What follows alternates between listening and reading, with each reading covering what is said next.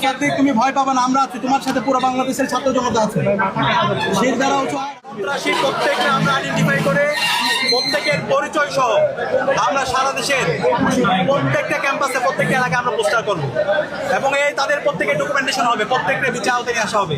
আজকে মুসাদ্দিকের উপর হামলা হয়েছে, আজকে ঢাকা বিশ্ববিদ্যালয় সাংবাদিক সমিতির সেক্রেটারির উপর হামলা হয়েছে, সভাপতির উপর হামলা হয়েছে, মাহি লিটন সহ বিভিন্ন পর্যায়ে যারা সাংবাদিক আছে তাদের উপর হামলা হয়েছে এবং দেশের বিভিন্ন প্রান্তে শিক্ষকদের উপরে ছাত্র দলের সন্ত্রাসীরা হামলা করছে।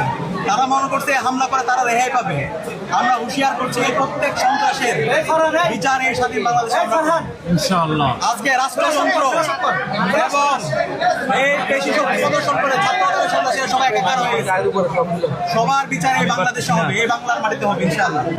মুসাদ্দিক, তুমি ভয় পাবে না, আমরা আছি তোমার সাথে। পুরো বাংলাদেশের ছাত্র জনতা আছে।